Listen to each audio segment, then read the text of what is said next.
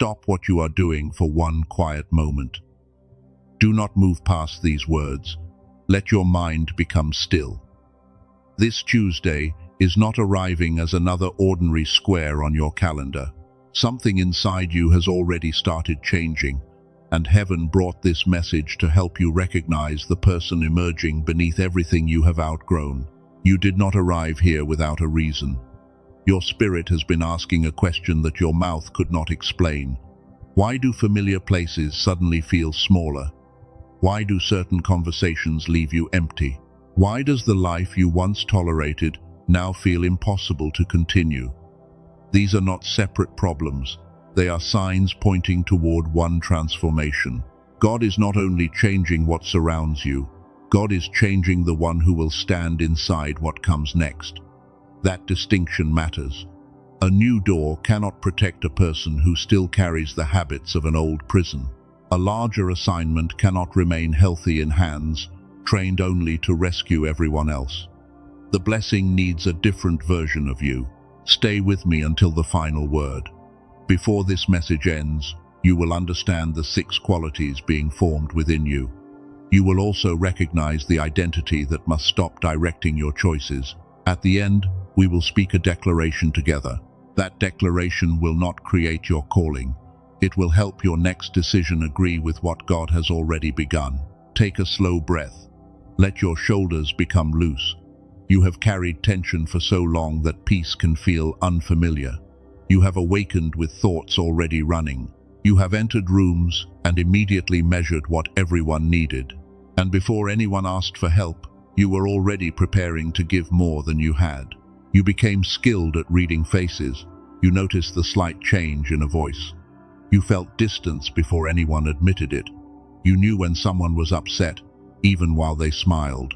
That sensitivity helped you survive difficult seasons, but it also taught you to abandon your own inner signal whenever another person demanded your attention. Now something feels different. Your tolerance for noise has changed. Your desire to explain yourself has weakened. You still care, but you no longer want to carry every crisis. You still love people, but your spirit resists being used. This change may have frightened you, because the old version of you called endless access compassion. Listen carefully. You are not becoming cold. You are becoming clear. You are not losing your heart. You are learning where your heart belongs. God is teaching you that kindness without wisdom becomes exhaustion. Love without boundaries becomes self-abandonment. Service without assignment becomes a beautiful distraction from the work that only you can complete. Some people noticed the change before you did. They felt you becoming quieter. They saw that guilt no longer moved you as quickly. They discovered that silence could not punish you the way it once did.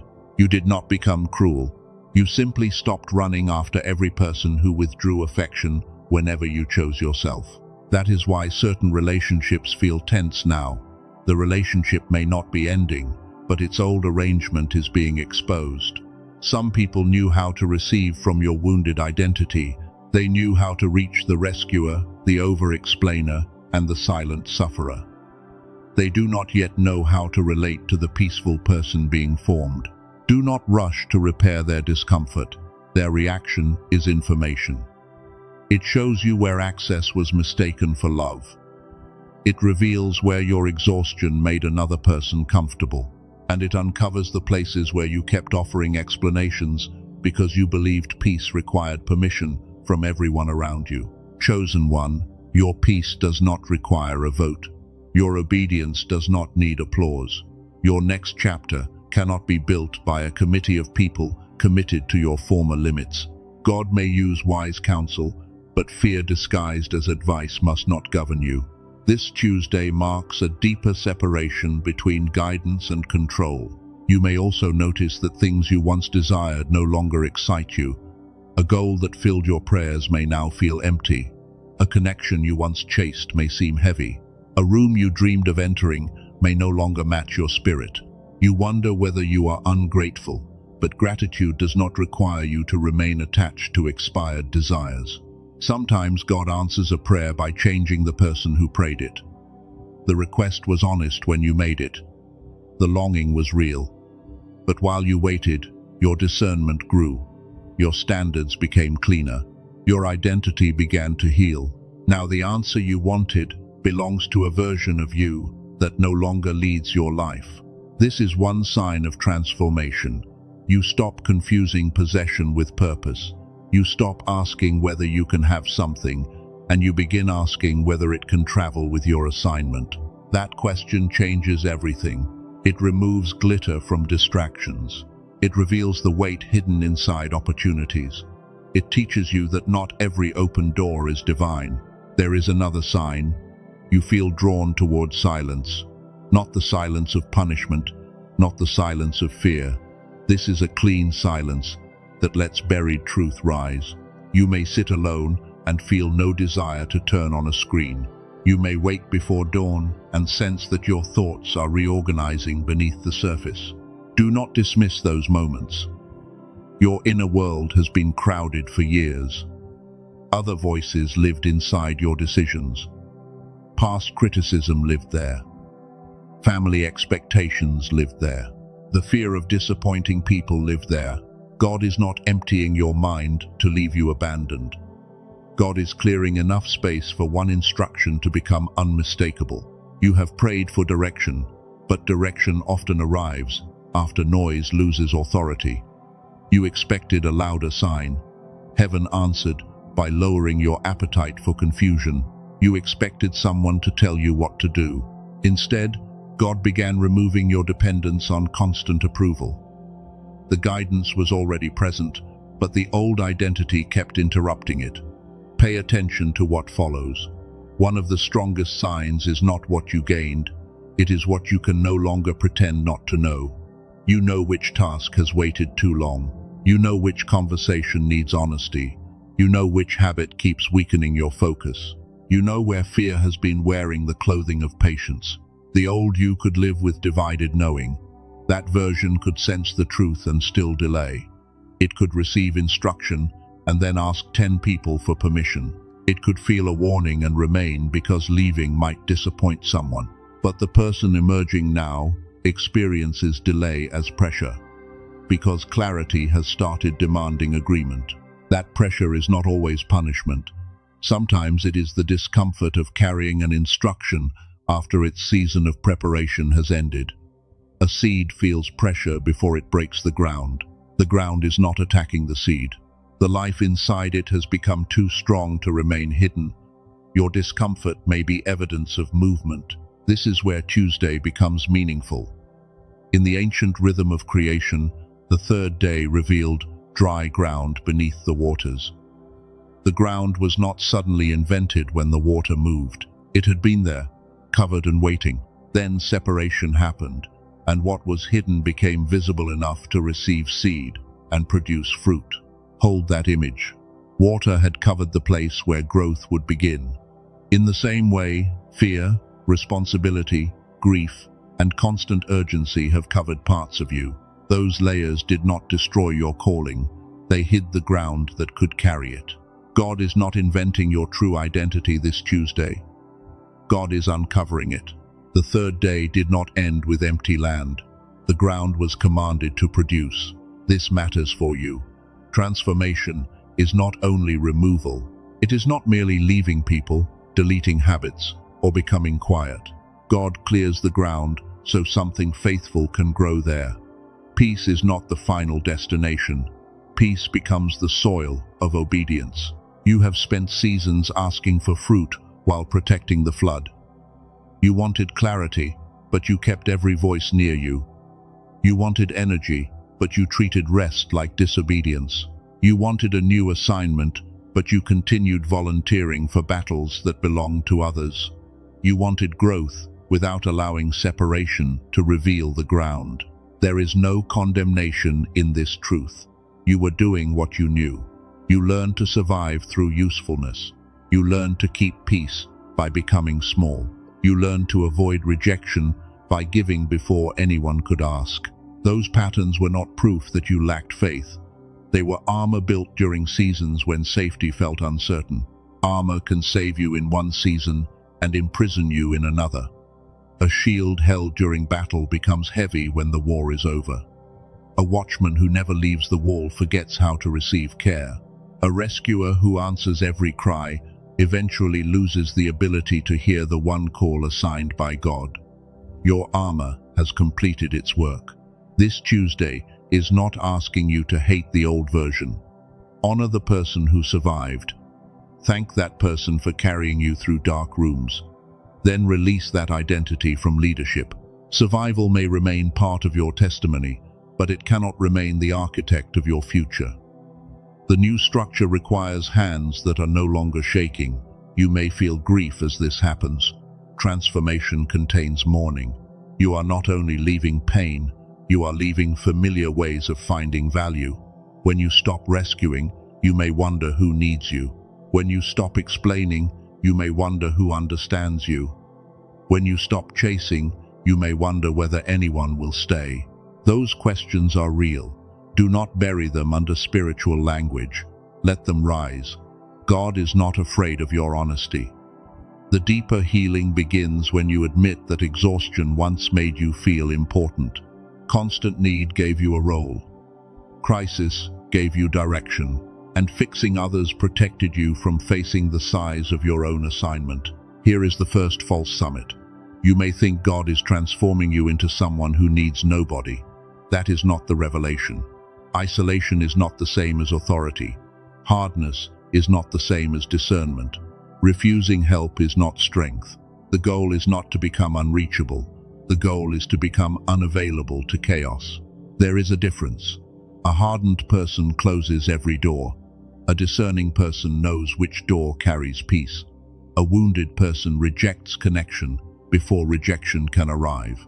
A healed person can remain open without surrendering wisdom. God is not removing your tenderness. God is teaching your tenderness to stand beside truth. Look at Elijah beneath the tree. He had demonstrated courage in public, yet his body and spirit reached a place of deep exhaustion. Heaven did not shame him. God did not accuse him of laziness. Rest, nourishment, and quiet came before the next instruction. The prophet was still called, even when he could not continue at the same pace. This pattern matters. Exhaustion does not automatically cancel calling. Sometimes it reveals that the way you have carried the calling must change. Elijah did not need a louder crowd. He needed restoration and a quieter voice. You may not need another demand.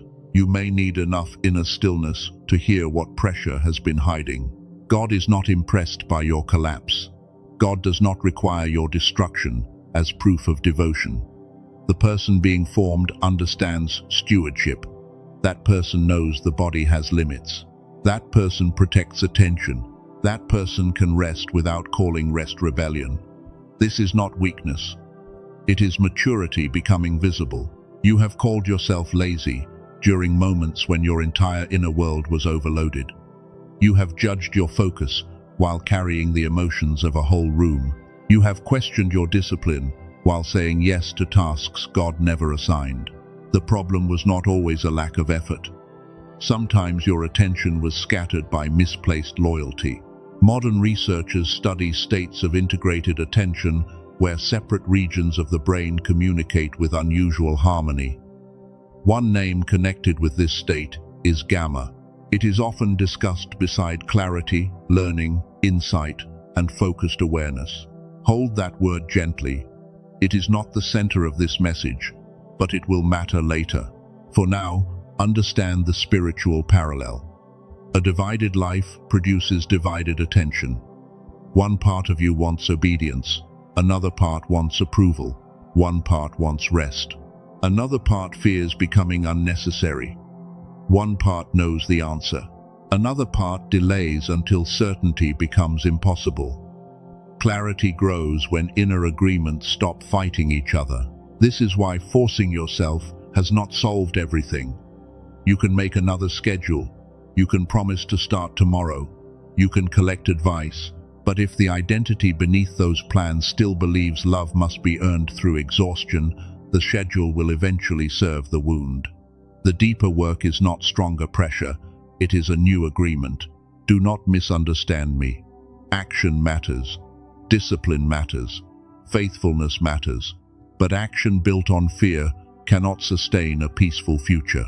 God is not training you to run faster inside the same cage. God is showing you the door, then forming the inner stability required to remain outside when familiarity calls you back.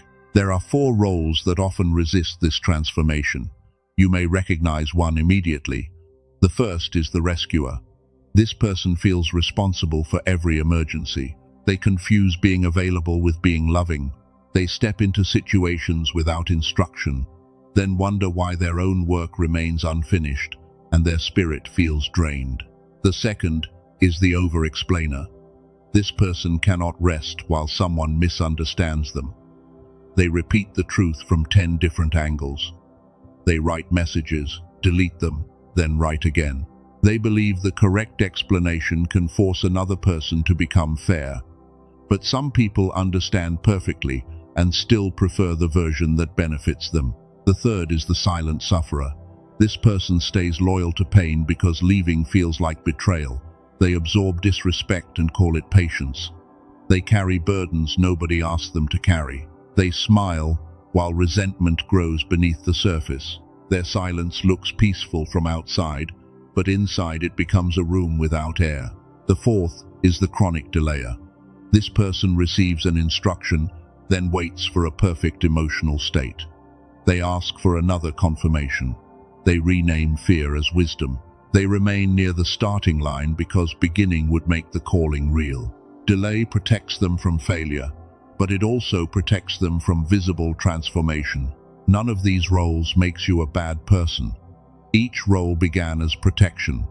The rescuer learned that usefulness created connection. The overexplainer learned that misunderstanding could become danger. The silent sufferer learned that speaking carried consequences. The chronic delayer learned that invisible dreams could not be publicly judged. But protection can become a prison when it outlives the danger. The door may be open, yet the nervous system still expects punishment. The relationship may be over, yet the inner voice keeps preparing a defense. The opportunity may be present, yet the hand hesitates because yesterday trained it to expect loss. God is addressing that hidden expectation. Chosen one, hear this with compassion. You are not behind because you are incapable. You have been negotiating with an identity that believes movement is unsafe. Every time clarity arrives, that identity creates another question. Every time peace appears, it searches for a crisis. Every time a door opens, it remembers every door that once closed. This is why transformation must reach deeper than inspiration. Inspiration can make you feel powerful for an hour. Identity determines what you do when the feeling leaves. God is forming someone who can remain faithful on quiet mornings. Someone who can keep a boundary without anger. Someone who can obey before applause confirms the decision. You are becoming someone who can hold blessing without apologizing. You are becoming someone who can receive help without feeling weak. You are becoming someone who can be seen without performing pain. These qualities are still forming, but their first signs are already present. Your discomfort with the old life is one of those signs. Notice the moments when you surprise yourself. You pause before answering. You decide not to send the message. You recognize manipulation sooner. You leave the room before resentment takes control. You finish one important task before responding to every notification. These moments may look small, but identity changes through repeated agreement. Heaven is not waiting for a dramatic performance. The transformation may begin through one honest no. It may appear through one completed page. It may become visible when you rest without explaining. It may strengthen when you allow another adult to carry the consequence of their own choice. Quiet obedience often builds the strongest foundation. There will be people who call this selfish. They benefited from your confusion. There will be voices that call this pride. They were comfortable when you doubted yourself. Do not make them enemies, but do not make them authorities. Their discomfort cannot become the compass for a life they were never assigned to lead. Your new identity does not need to announce itself. Let consistency speak. Let peace speak. Let the finished work speak. Let your absence from unnecessary conflict speak. The old version tried to prove transformation through words. The emerging version understands that a rooted tree does not argue with anyone about whether its roots are real. Type these words below if they agree with your spirit. I am ready to be formed. Do not write them as a performance. Write them as recognition. You are not promising perfection. You are acknowledging that the old armor cannot keep leading. You are giving language to a decision that has been growing quietly beneath the surface. Now, take another breath. The next part will go deeper than the signs. We are going to uncover why these roles became necessary and why releasing them can feel like losing part of yourself. You will see the hidden agreement beneath the rescuer, the over-explainer, the silent sufferer, and the person who always waits. The deepest agreement is not obvious. It sounds responsible. It can even sound humble. Yet, it has delayed your obedience, weakened your clarity, and kept your future connected to people who only recognize your wounded version. Do not turn away now. The transformation becomes clear when you understand why the former identity was once needed. This Tuesday is not asking you to erase your history. It is asking you to stop making history your ruler. The old version carried you to this threshold. It cannot cross in front of you. Honor what survived. Release what controlled you. The ground is appearing beneath the water, and what God planted is finally ready to rise. The former identity was once needed because life taught you to connect safety with performance. You learned that being useful could keep people close. You learned that silence could prevent conflict. You learned that waiting could protect you from judgment. None of this began as weakness, but every survival strategy eventually asks whether it will become a servant or a ruler. The rescuer began with a sincere heart. You saw pain and wanted to reduce it. You noticed needs before others spoke. Yet over time, helping became more than compassion, because being needed started to feel like proof that you belonged. When nobody required your strength, you felt strangely invisible and searched for another burden to carry. Think about a familiar moment. Your day is already full. Your own assignment is waiting. Then a message arrives from someone who repeatedly creates the same crisis. Your body tightens before you answer, but your fingers still begin typing. You tell yourself that love requires a response, while your unfinished work quietly moves into another tomorrow. That moment reveals an agreement. The agreement says that another person in distress automatically becomes your responsibility. It says your peace is less important than their urgency. It says a good person never lets someone experience consequences alone. But consequences are sometimes the classroom where wisdom finally becomes stronger than repeated rescue. You were not appointed to interrupt every lesson God allows another person to face.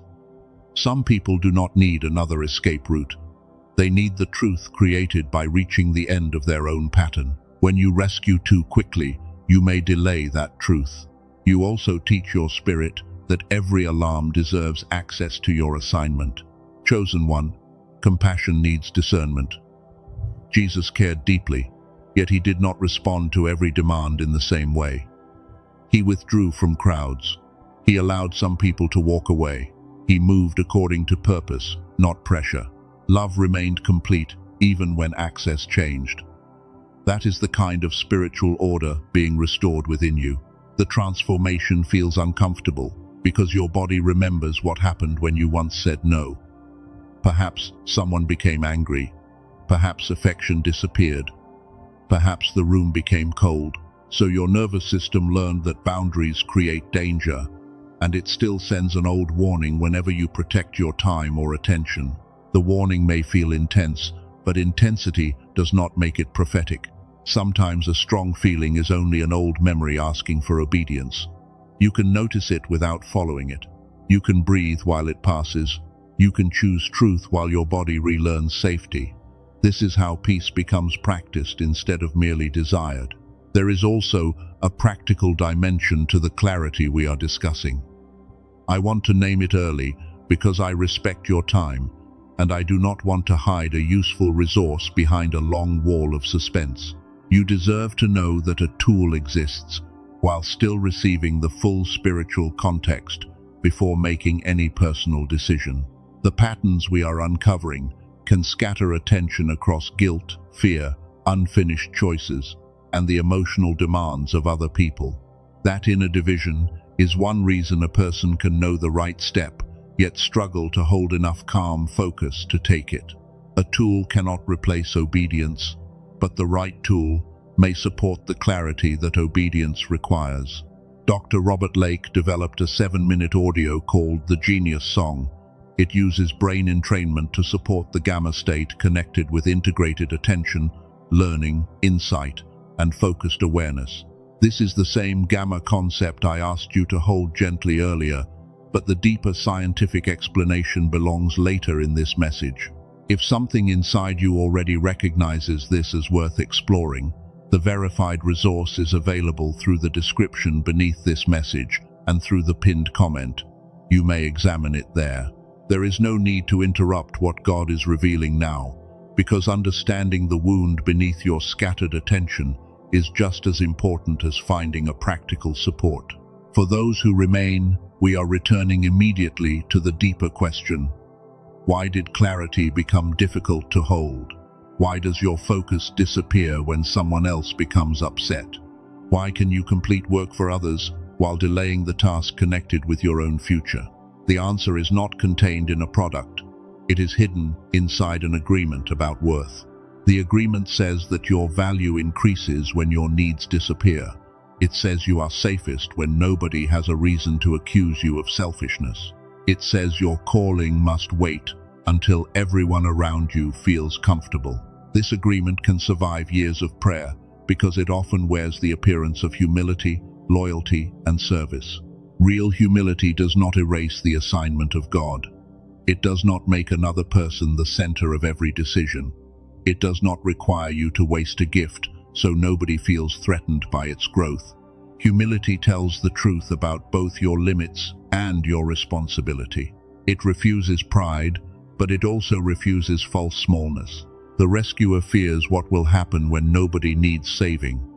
Without emergencies, silence appears. Inside that silence waits the neglected dream, the unfinished manuscript, the business idea, the application, the prayer life, or the difficult decision. Helping others can be holy, but constant rescue can also protect you from meeting the work that carries your own name. This is why some emergencies arrive at strangely convenient times. You decide to begin, then someone calls. You prepare to focus, then guilt rises. You make one strong choice, then a familiar person returns with a familiar problem. The interruption feels spiritual because it reaches your heart, but not every emotional interruption carries divine authority. Ask one quiet question before responding. Was I assigned to this, or was I activated by this? Assignment carries clarity, even when it requires sacrifice. Activation carries panic, guilt, and the fear of being judged. The difference may seem small at first, but recognizing it can return years of attention to the purpose waiting beneath your exhaustion. Now consider the overexplainer.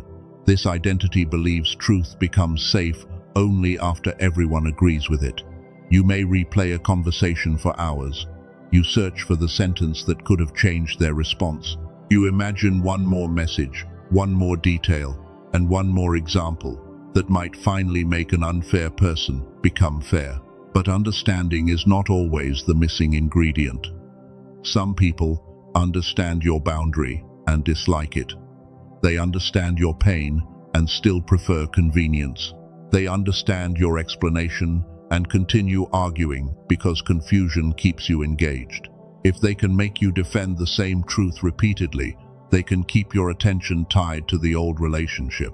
The person God is forming does not confuse explanation with permission. You can communicate clearly once. You can answer a sincere question. You can correct a harmful misunderstanding when wisdom requires it.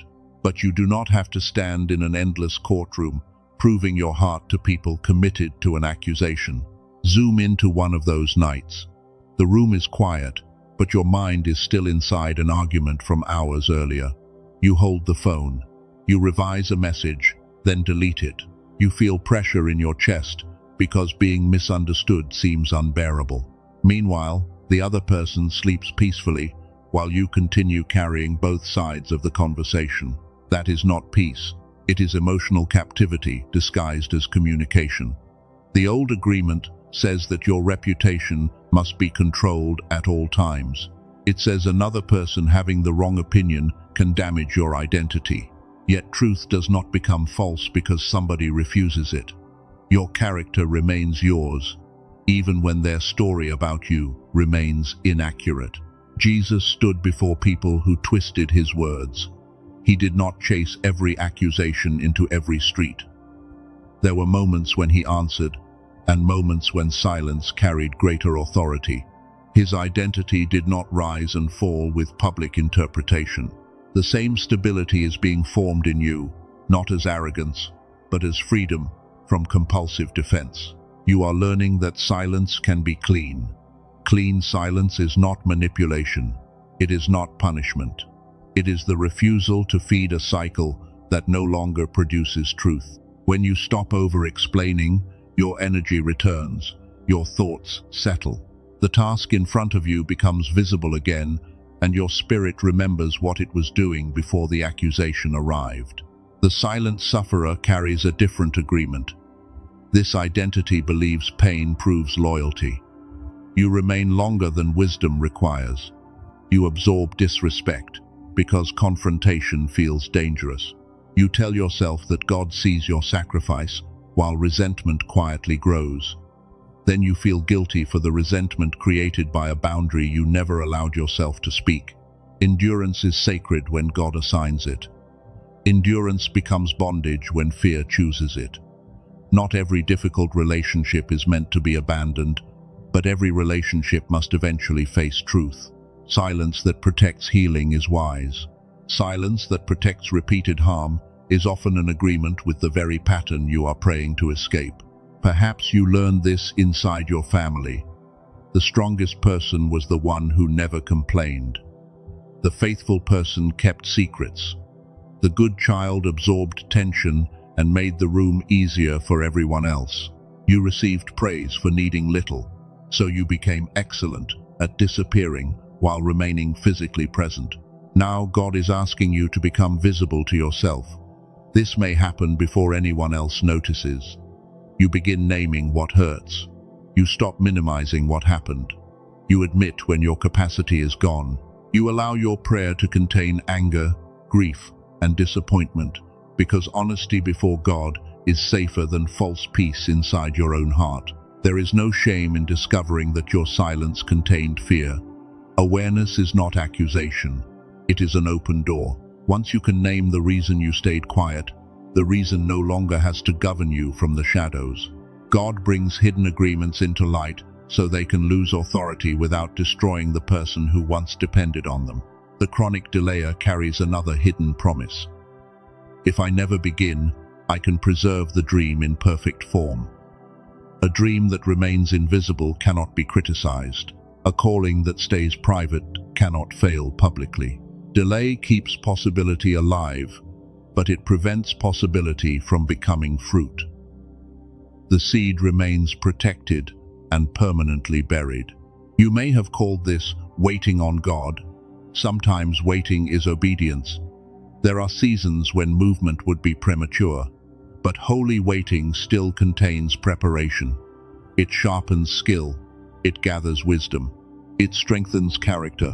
Fearful delay produces endless circles, repeated signs, scattered focus, and no meaningful preparation for the step you claim to be awaiting. Ask yourself what your waiting has produced.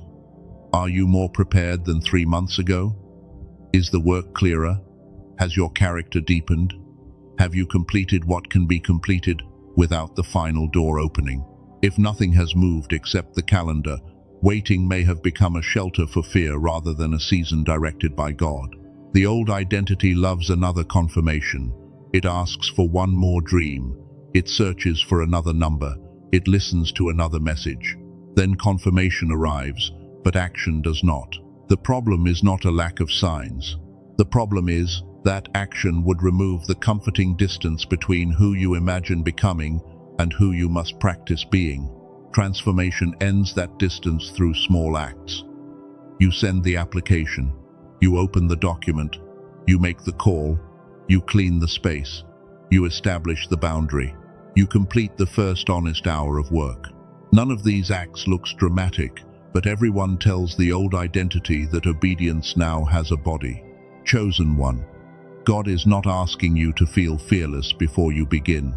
Courage is not the absence of sensation. Courage is agreement with truth, while fear remains present. Your hands may tremble. Your voice may sound unfamiliar. You may question yourself after the decision. The presence of discomfort does not prove the decision was wrong. This brings us to Jacob. His story carries the image of an identity formed through grasping.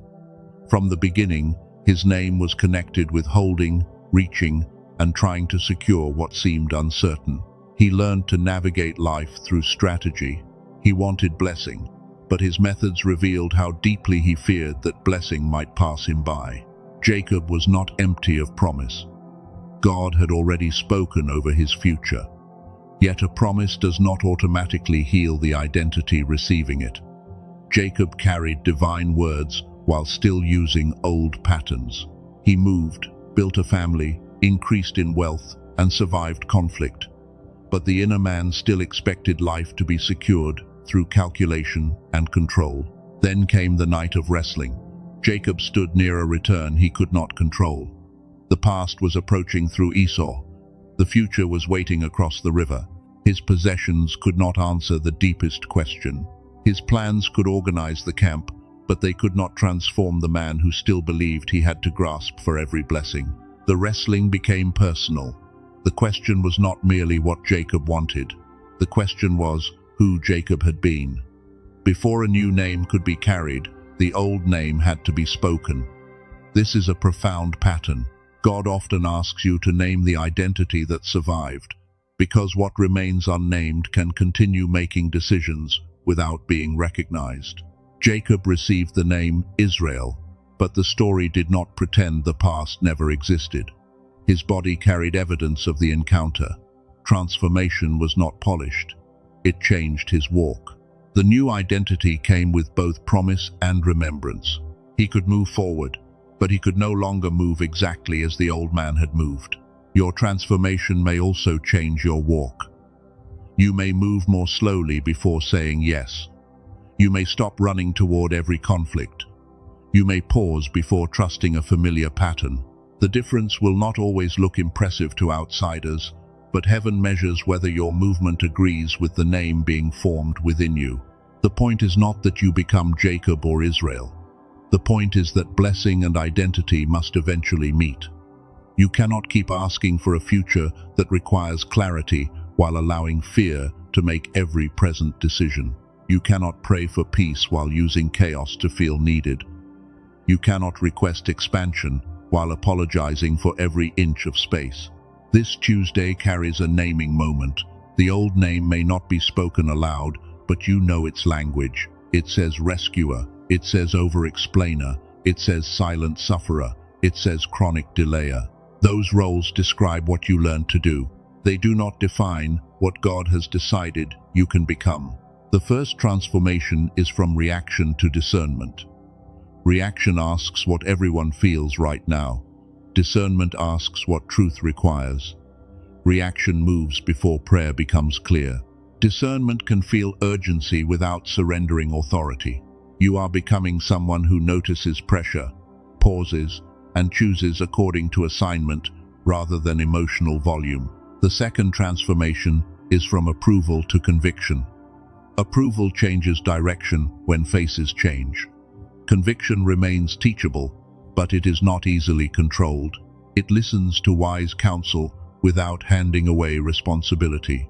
You are becoming someone who can receive correction and still refuse manipulation, because humility and instability are not the same.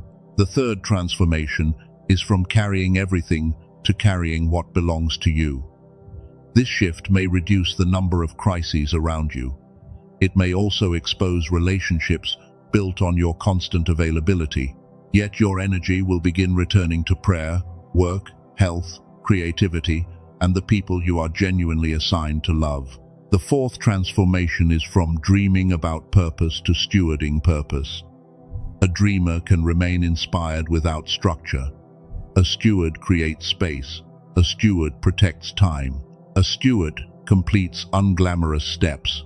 You are becoming someone who treats calling as a responsibility, not merely as a beautiful identity used during moments of encouragement. These transformations will affect the atmosphere around you. Some people will celebrate, some will become curious, others may react with distance, guilt, or sudden criticism. Their response can feel like proof that you are changing incorrectly. But systems often resist when a familiar role stops performing the function that kept everyone else comfortable. Imagine a family where one person always absorbs conflict. When that person speaks honestly, the whole structure feels unstable. The instability does not necessarily mean truth caused damage. It may mean hidden tension can no longer use one silent person as storage. What looks like disruption may be the first honest movement toward a healthier order. Do not use this message to condemn everyone around you. That would be another form of reaction. Some people are not malicious. They are simply accustomed to the version of you that asked for less. Give them room to adjust, but do not return to self-abandonment to make adjustment unnecessary. Grace can remain present while the boundary remains firm. You are not required to announce every change. Let behavior become the message. Answer when you have capacity. Rest before resentment. Finish your responsibility before adopting another crisis. Speak truth without building a courtroom. If someone misunderstands a clear boundary, allow time to reveal what another explanation cannot repair. The person God is forming will still make mistakes. You may rescue again. You may write the long message. You may delay for another week. Do not turn one old reaction into a new identity of failure. Notice it, correct it, return to agreement. Transformation grows through repeated return, not through the fantasy of instant perfection. This is why compassion must include yourself. You have offered patience to people who repeated patterns for years. Offer yourself enough patience to learn a new way of living. Patience does not mean permission to remain unchanged. It means correction without hatred. It means discipline that protects growth, instead of punishment that makes growth feel unsafe. The deepest work is happening beneath visible decisions. Your inner world is learning that no does not always produce abandonment. Silence does not always mean danger. Rest does not always mean failure. Being misunderstood does not erase truth. Beginning imperfectly does not destroy calling. Each new experience weakens the authority of an old prediction. Eventually, your body will stop sounding the same alarm. The boundary will feel cleaner. The unfinished task will feel approachable. You will recognize another crisis without immediately entering it. This is not because you stopped caring. It is because your compassion no longer has to prove that you deserve connection. Remember the dry ground from the third day. Separation revealed capacity. Then seed entered the ground. Your boundaries are not empty space. They reveal where new responsibility can grow. Your silence is not absence. It creates room for instruction. Your refusal is not cruelty. It prevents weeds from consuming the field assigned to your care. Something important is coming next. The people around you may respond to this new order before you fully understand it. Their reaction will reveal which relationships loved your presence and which relationships depended on your wounds. Do not fear that revelation. It is not a command to abandon everyone. It is an invitation to see clearly. The resistance you encounter is not always proof that you chose the wrong path. Sometimes it is the sound an old system makes when it can no longer control the person you are becoming. In the next part, we will uncover the biblical pattern behind that resistance and the final test the old identity uses before it releases its hold. Resistance often appears when an old system realizes your role is changing. It may arrive through criticism. It may arrive through guilt. It may even arrive through sudden affection from someone who ignored your needs before. The form can change, but the purpose remains similar. It tries to restore the arrangement that kept your former identity active. This is why discernment matters now. Not every apology is manipulation. Not every question is control. Not every difficult response means a relationship is unhealthy. But patterns reveal what isolated moments cannot. When someone repeatedly honors you only after you surrender a boundary, their behavior is teaching you what they valued about the old version. The Bible shows this pattern repeatedly. God speaks an identity over a person, then circumstances challenge whether that person will agree. The calling arrives before confidence. The name arrives before the evidence. The assignment arrives while the person still remembers every weakness. Heaven sees formation in progress, while the human mind sees only unfinished history. Consider Gideon. His nation was oppressed, and fear had entered daily life. Resources disappeared.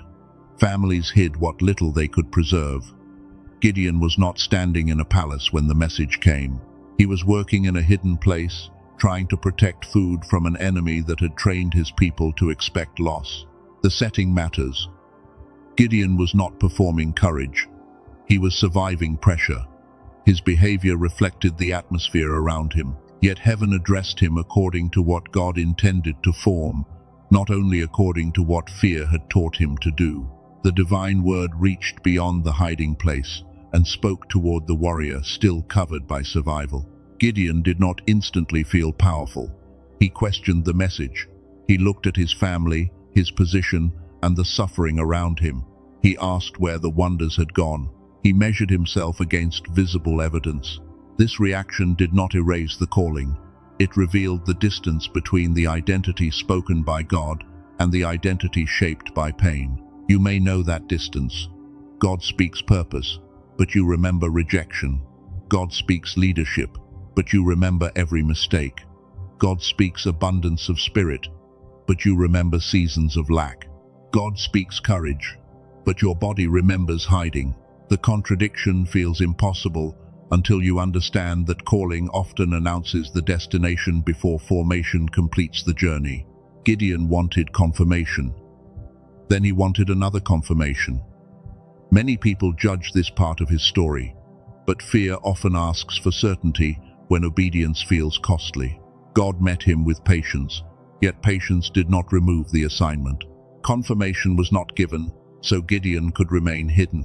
It was given to help movement become possible. There is a difference between confirmation that supports obedience and confirmation that replaces obedience. The first strengthens your next step. The second becomes an endless ritual that protects delay. Gideon eventually moved. He acted, while still growing. The evidence of courage did not arrive before every decision.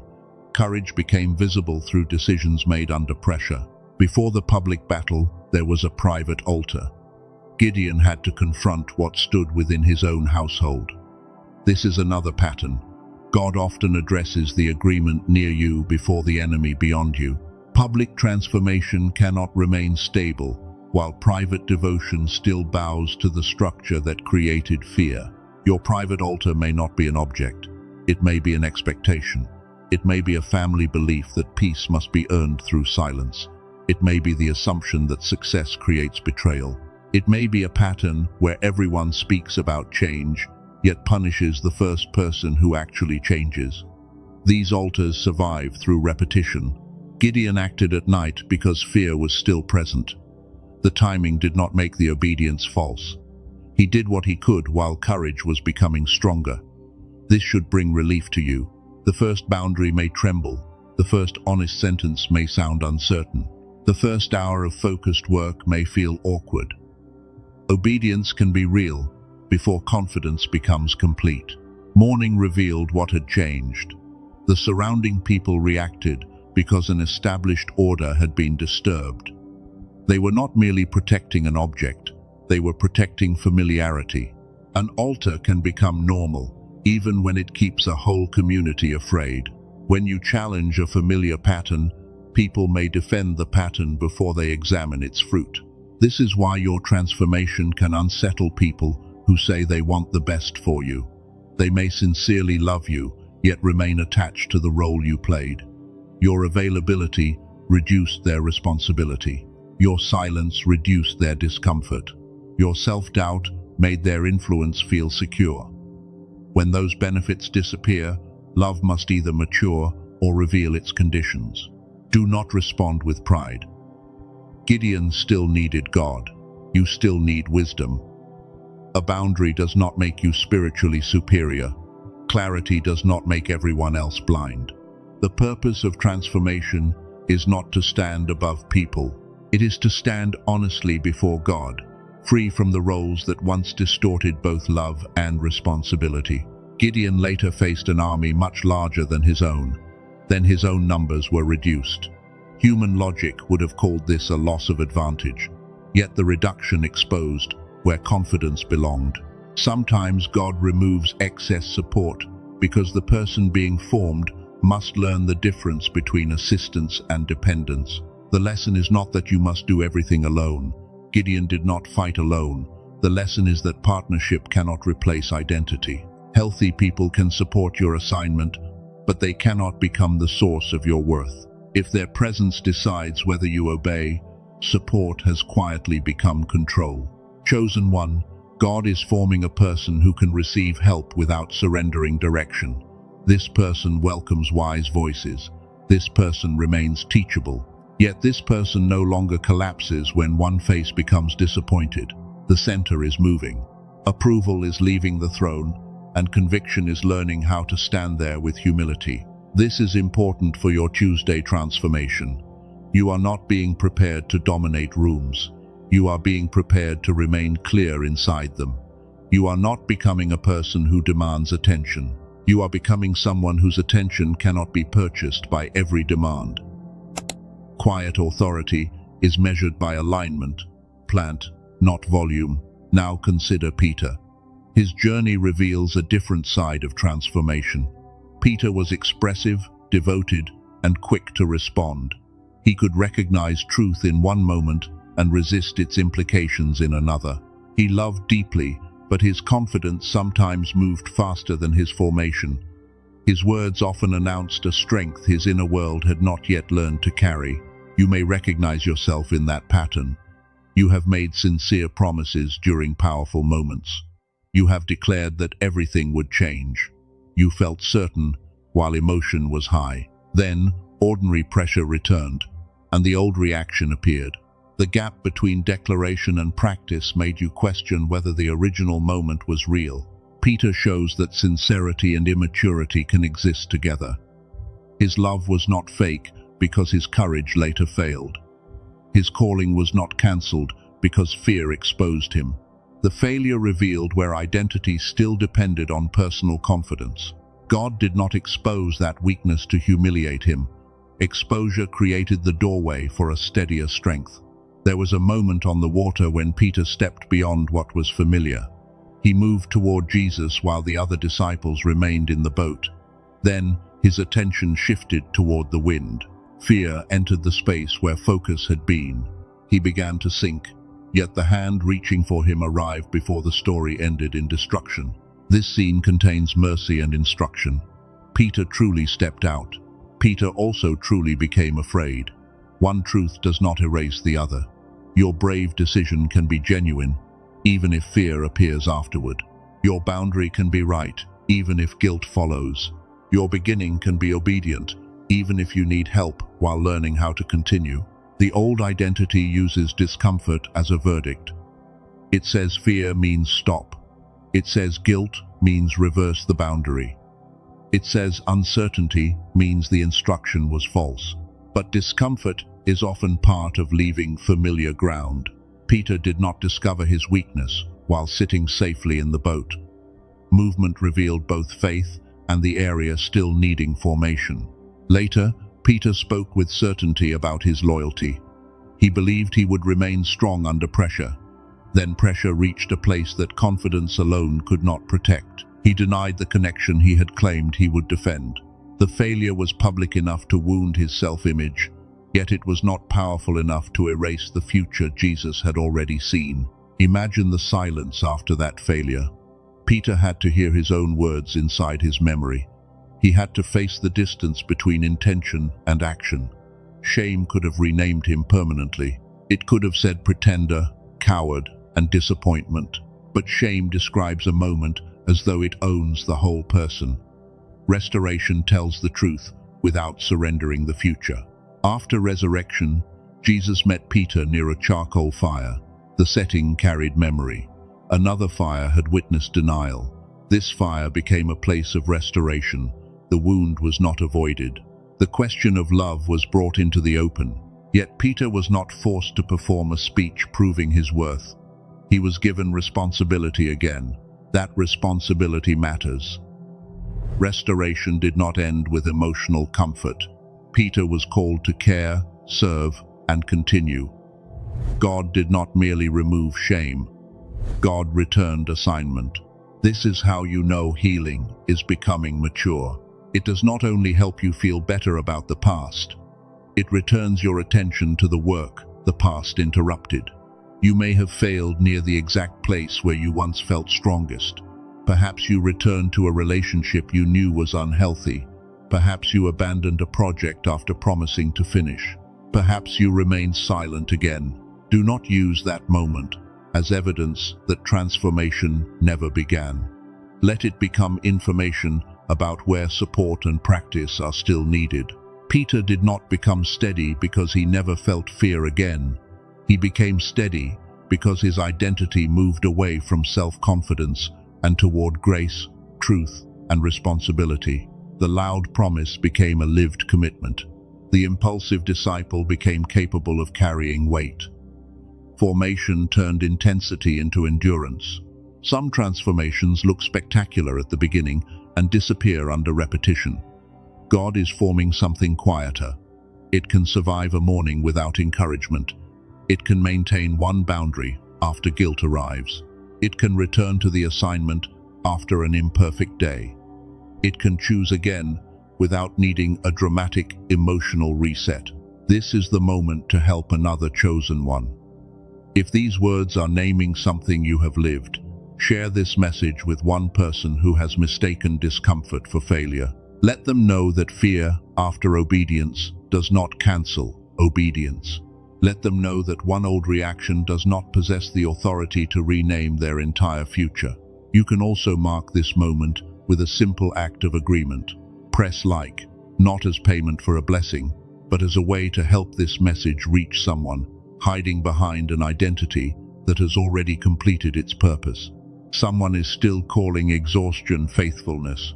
Someone is still calling endless explanation love. Your small action may help them recognize the difference. Now we must go deeper. Gideon shows how calling can speak before confidence.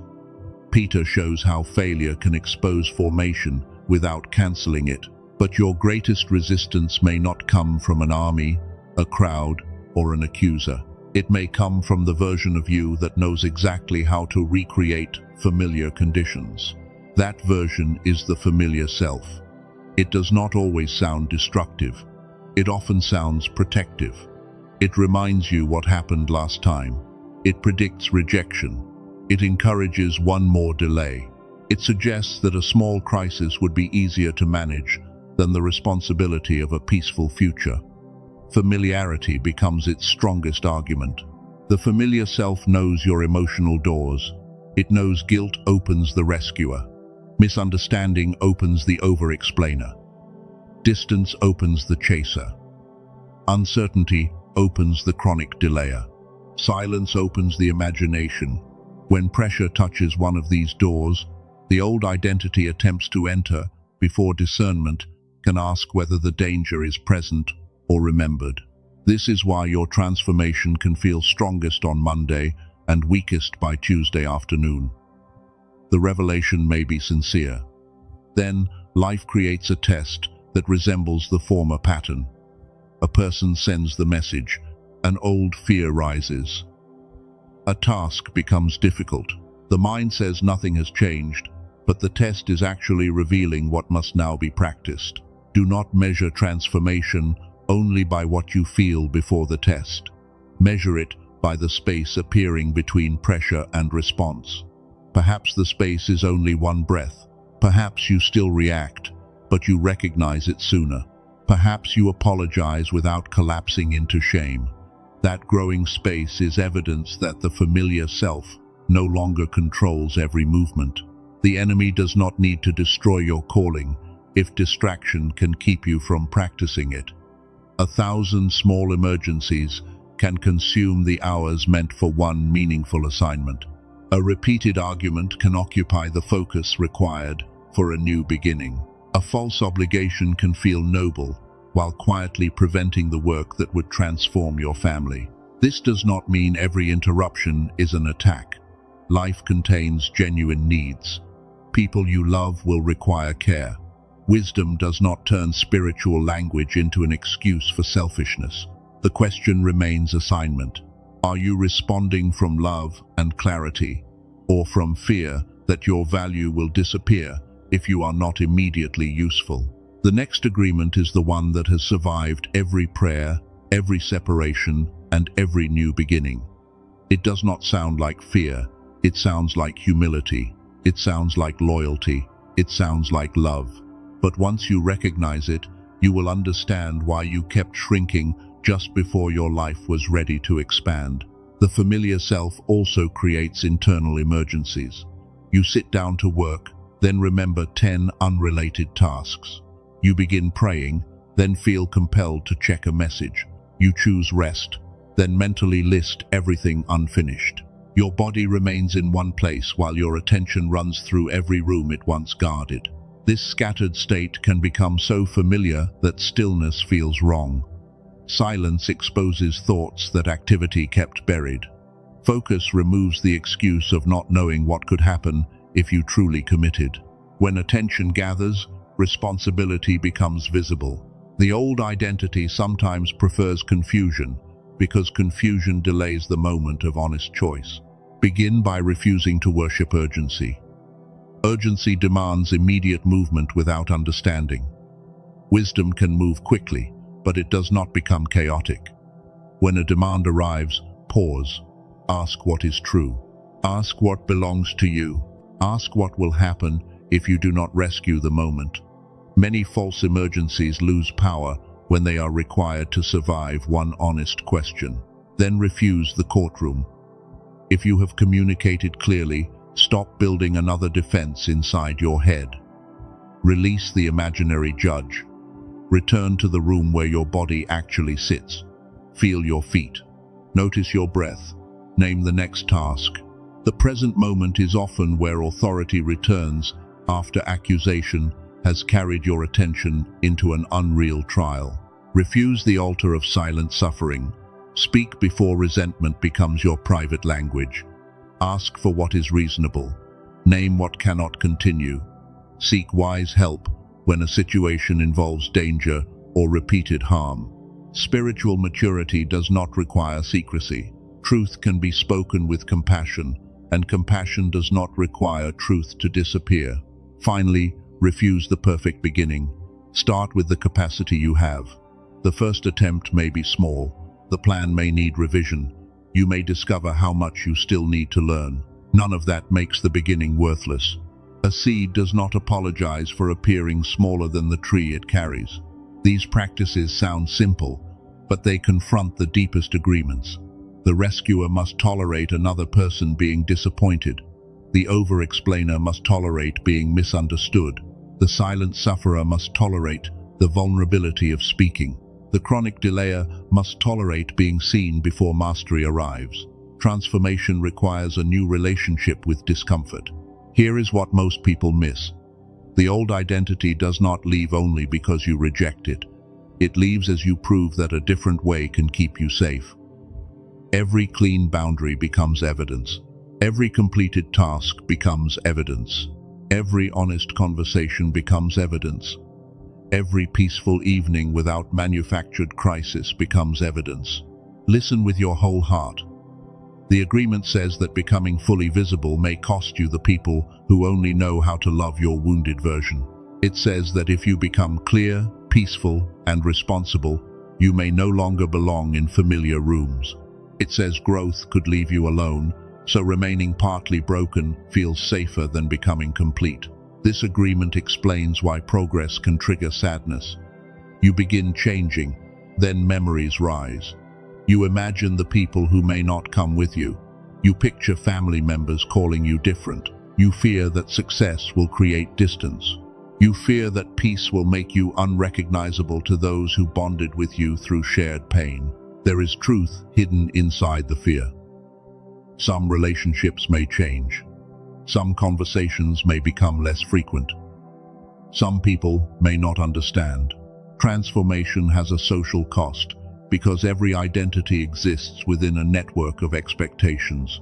But the cost of remaining wounded to preserve connection is the slow abandonment of your own God-given responsibility. You cannot heal a relationship by staying sick enough to keep it familiar. You cannot save a family by repeating the pattern that harms it. You cannot protect another person from insecurity by hiding every gift. That is not love. It is an agreement where both people avoid growth while calling the avoidance loyalty. True love allows development. It may grieve change, but it does not demand self-destruction. It can ask questions without punishing answers. It can adjust to new boundaries. It can celebrate focus that reduces constant availability. Relationships capable of maturity may bend, struggle, and eventually become stronger because truth replaced silent resentment. The fear of losing people is powerful because belonging is a deep human need. God does not shame that need. Community matters, connection matters, love matters. Yet, belonging purchased through self-abandonment is never secure. You must keep paying with your peace, your voice, and your future, while hoping the price will not increase. The person being formed within you will belong differently. This person will not enter every room asking how to become acceptable. This person will ask whether truth can breathe there. This person will not demand perfection from others, but will recognize when a relationship requires permanent self-betrayal as the cost of staying. You are approaching the central revelation now. The exact identity God is forming has already appeared in fragments throughout your life. It appeared when you chose peace instead of proving. It appeared when you completed the task despite fear. It appeared when you loved someone without taking responsibility for every consequence they created. You have met this person in quiet moments, but you have not yet named the whole identity. In the next part, the fragments will come together. You will see the 6 qualities clearly. You will understand why the old agreements could not carry your next assignment. And you will receive the language needed to protect what God is forming this Tuesday. Chosen one. The fragments are ready to become a complete picture. You have seen the rescuer. You have recognized the over-explainer. You have felt the fear beneath silent suffering and delay. Now the question is no longer which identity must leave. The question is, who will stand when those familiar roles no longer control your decisions? 3 lies have supported the old structure. The first says chaos proves you are needed. The second says exhaustion proves you are faithful. The third says delay proves you are careful. These lies survived because each one borrowed the language of virtue. They sounded loving, devoted, and wise, while quietly draining your attention from the assignment carrying your name. Chaos does not prove you are needed. It only proves something lacks order. You may be assigned to help, but you are not automatically assigned to become the missing structure for every person. When your worth depends on emergencies, peace can feel like unemployment. God is breaking that connection, so your value no longer rises and falls with another crisis. Exhaustion does not prove you are faithful. Faithfulness can require sacrifice, but sacrifice without direction becomes waste. God does not receive greater honor because you ignored every limit until resentment replaced love. Mature service protects the vessel carrying it. The person being formed knows when to pour, when to refill, and when to refuse a demand that never came from God. Delay does not always prove you are careful. Wisdom examines a step, but fear can examine forever. There comes a moment when another question no longer produces understanding. It only postpones responsibility. You have reached that moment in at least one area. You already know the next faithful action, and the absence of perfect certainty no longer excuses avoiding it. These lies are being replaced by three truths. Peace can carry authority. Boundaries can express obedience. Clarity can become stewardship. Let those truths settle. They do not make you superior. They make you responsible.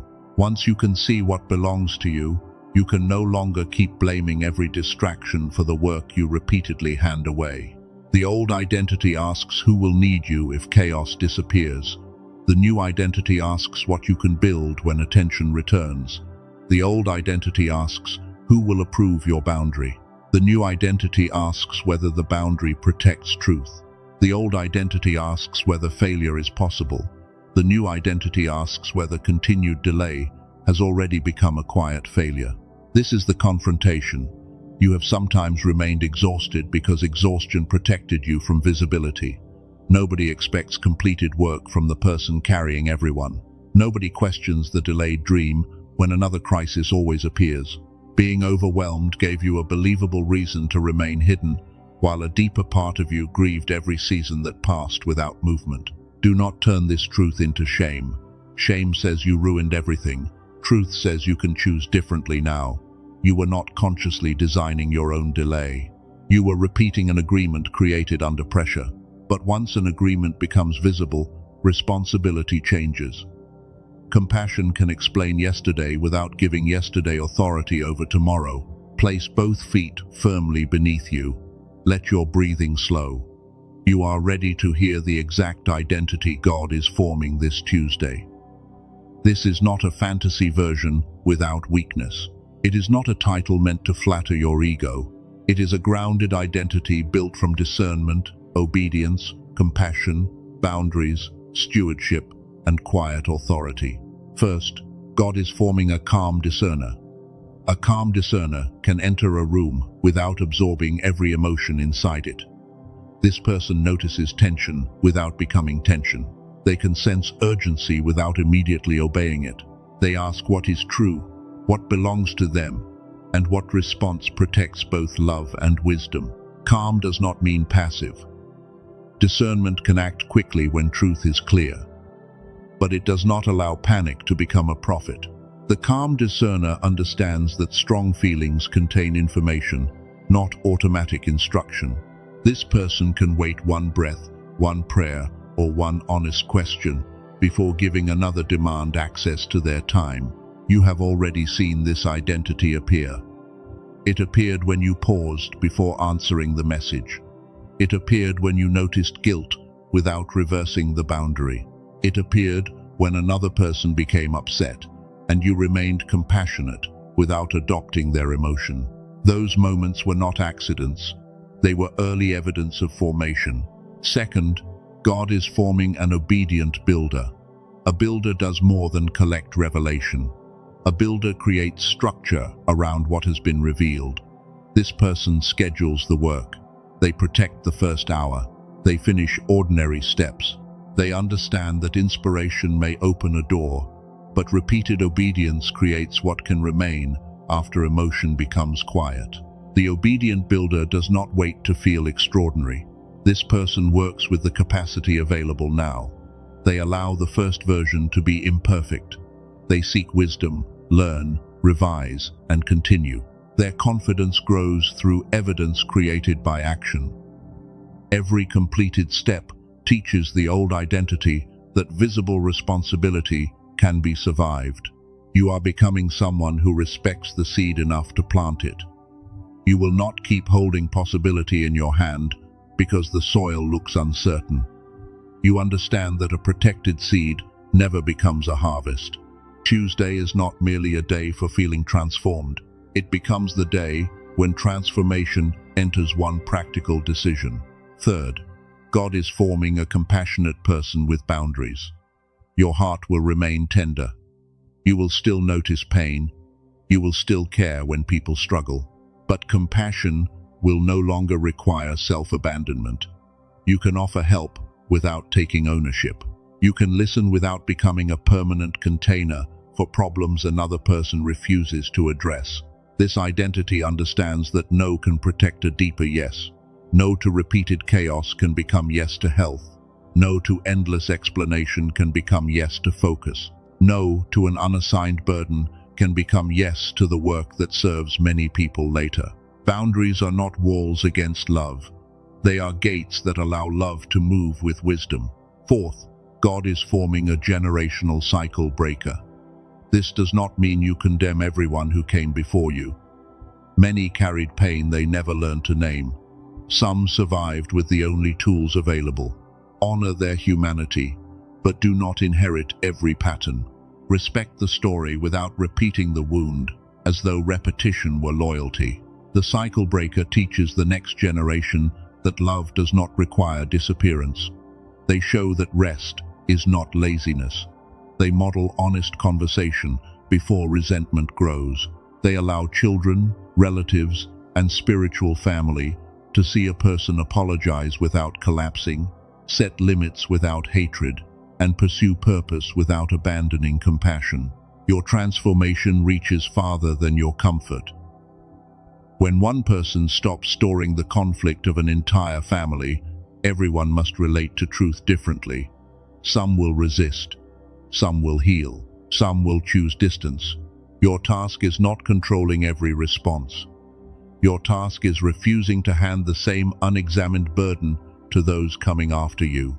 Fifth, God is forming a faithful steward of clarity.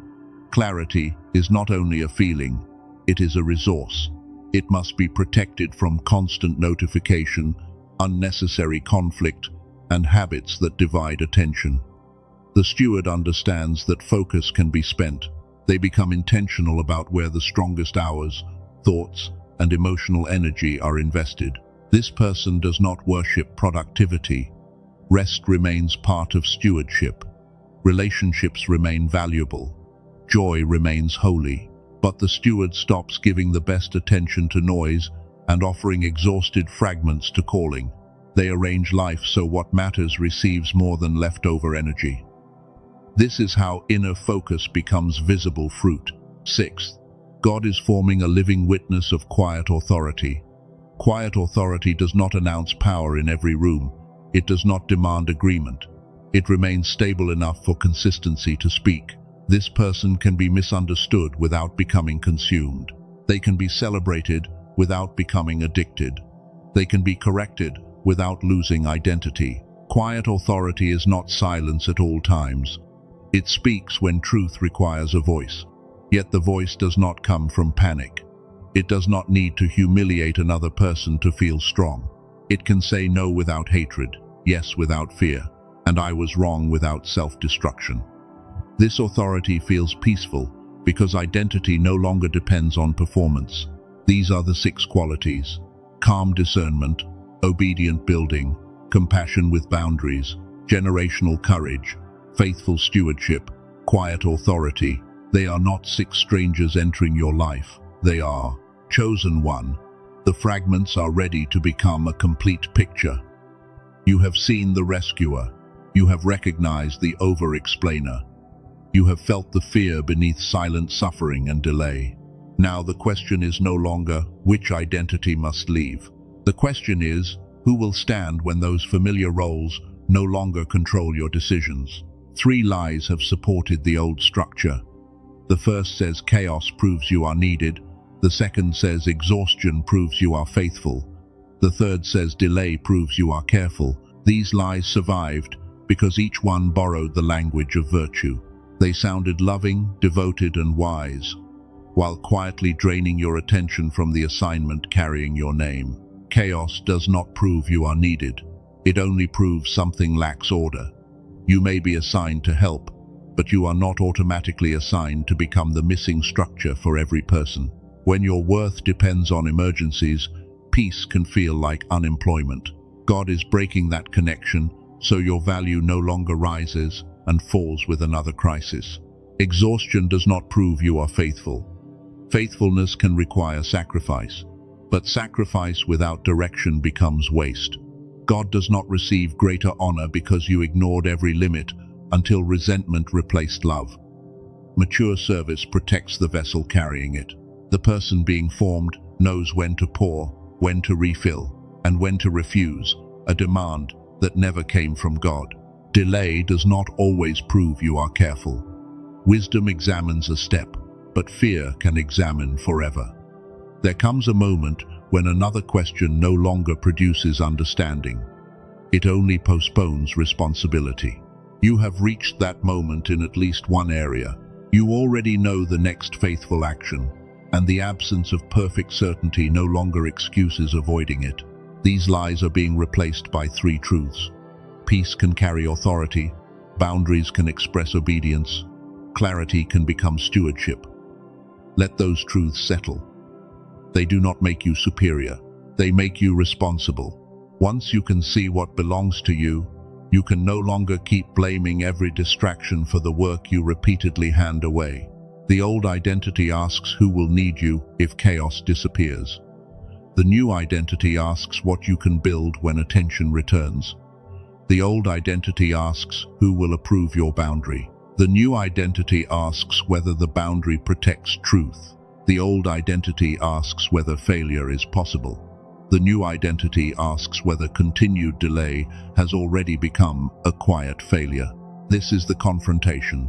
You have sometimes remained exhausted because exhaustion protected you from visibility. Nobody expects completed work from the person carrying everyone. Nobody questions the delayed dream when another crisis always appears.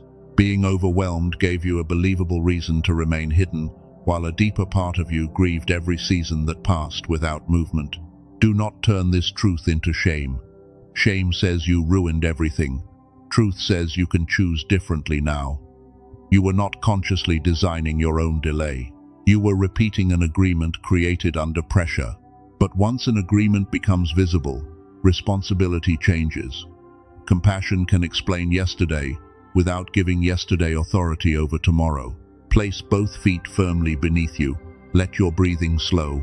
You are ready to hear the exact identity God is forming this Tuesday.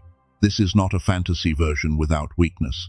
It is not a title meant to flatter your ego. It is a grounded identity built from discernment, obedience, compassion, boundaries, stewardship, and quiet authority. First, God is forming a calm discerner. A calm discerner can enter a room without absorbing every emotion inside it. This person notices tension without becoming tension. They can sense urgency without immediately obeying it. They ask what is true, what belongs to them, and what response protects both love and wisdom. Calm does not mean passive. Discernment can act quickly when truth is clear, but it does not allow panic to become a prophet. The calm discerner understands that strong feelings contain information, not automatic instruction.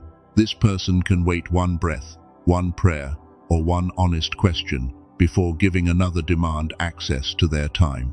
You have already seen this identity appear. It appeared when you paused before answering the message. It appeared when you noticed guilt without reversing the boundary. It appeared when another person became upset and you remained compassionate without adopting their emotion. Those moments were not accidents. They were early evidence of formation. Second, God is forming an obedient builder. A builder does more than collect revelation. A builder creates structure around what has been revealed. This person schedules the work. They protect the first hour. They finish ordinary steps. They understand that inspiration may open a door, but repeated obedience creates what can remain after emotion becomes quiet. The obedient builder does not wait to feel extraordinary. This person works with the capacity available now. They allow the first version to be imperfect. They seek wisdom, learn, revise, and continue. Their confidence grows through evidence created by action. Every completed step teaches the old identity that visible responsibility can be survived. You are becoming someone who respects the seed enough to plant it. You will not keep holding possibility in your hand because the soil looks uncertain. You understand that a protected seed never becomes a harvest. Tuesday is not merely a day for feeling transformed. It becomes the day when transformation enters one practical decision. Third, God is forming a compassionate person with boundaries. Your heart will remain tender. You will still notice pain. You will still care when people struggle. But compassion will no longer require self-abandonment. You can offer help without taking ownership. You can listen without becoming a permanent container for problems another person refuses to address. This identity understands that no can protect a deeper yes. No to repeated chaos can become yes to health. No to endless explanation can become yes to focus. No to an unassigned burden can become yes to the work that serves many people later. Boundaries are not walls against love. They are gates that allow love to move with wisdom. Fourth, God is forming a generational cycle breaker. This does not mean you condemn everyone who came before you. Many carried pain they never learned to name. Some survived with the only tools available. Honor their humanity, but do not inherit every pattern. Respect the story without repeating the wound, as though repetition were loyalty. The cycle breaker teaches the next generation that love does not require disappearance. They show that rest is not laziness. They model honest conversation before resentment grows. They allow children, relatives, and spiritual family to see a person apologize without collapsing, set limits without hatred, and pursue purpose without abandoning compassion. Your transformation reaches farther than your comfort. When one person stops storing the conflict of an entire family, everyone must relate to truth differently. Some will resist, some will heal, some will choose distance. Your task is not controlling every response. Your task is refusing to hand the same unexamined burden to those coming after you. Fifth, God is forming a faithful steward of clarity. Clarity is not only a feeling, it is a resource. It must be protected from constant notification, unnecessary conflict, and habits that divide attention. The steward understands that focus can be spent. They become intentional about where the strongest hours, thoughts, and emotional energy are invested. This person does not worship productivity. Rest remains part of stewardship. Relationships remain valuable. Joy remains holy. But the steward stops giving the best attention to noise and offering exhausted fragments to calling. They arrange life so what matters receives more than leftover energy. This is how inner focus becomes visible fruit. Sixth, God is forming a living witness of quiet authority. Quiet authority does not announce power in every room. It does not demand agreement. It remains stable enough for consistency to speak. This person can be misunderstood without becoming consumed. They can be celebrated without becoming addicted. They can be corrected without losing identity.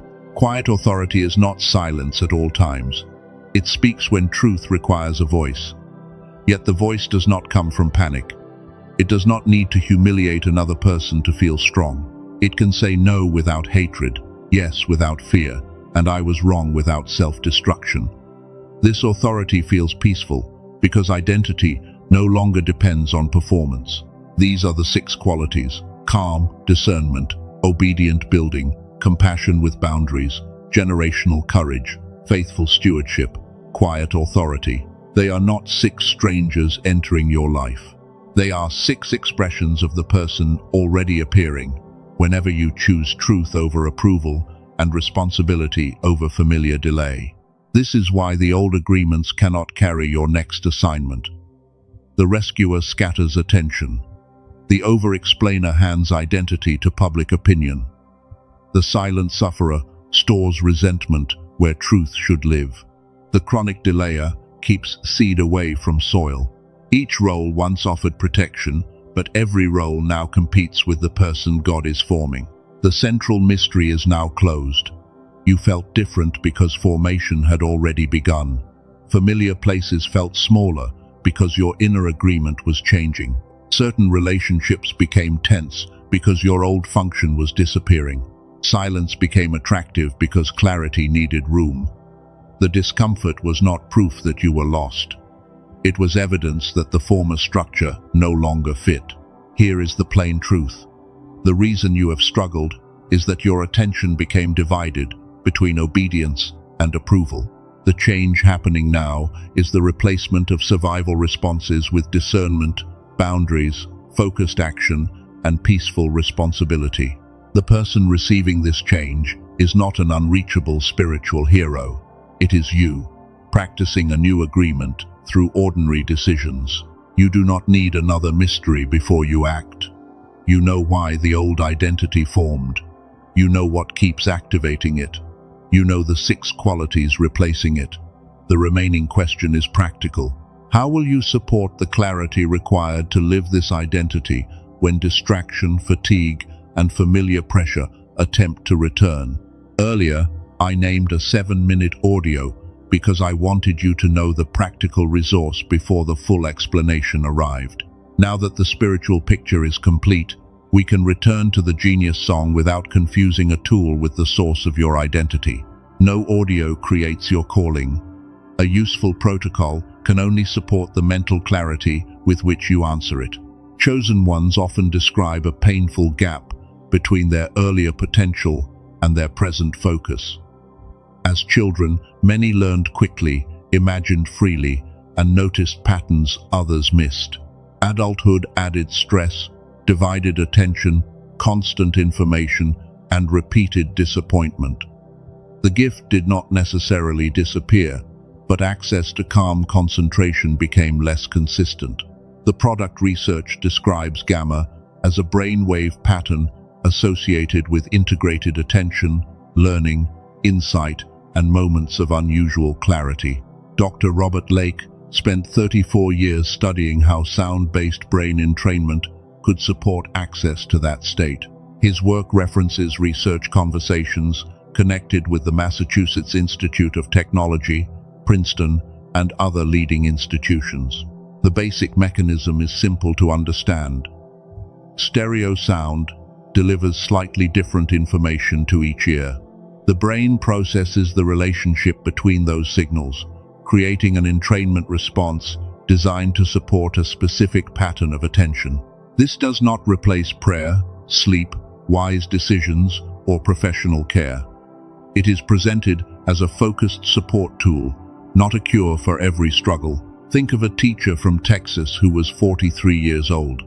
She had spent more than a decade helping other people grow, while describing her own mind as operating at only a small portion of its capacity. She cared deeply, but her ideas felt buried beneath responsibility, and one important decision remained delayed for nearly a year. After using the audio consistently for 3 weeks, she noticed ideas arriving more naturally. Then one morning, the decision she had postponed became clear enough to make. The change was not magic replacing responsibility. Her own description focused on the return of inner sharpness. The tool supported clarity, and clarity allowed an avoided decision to become action. You may be thinking that you have already tried meditation, spiritual routines, courses, and hours of positive teaching. That hesitation is reasonable.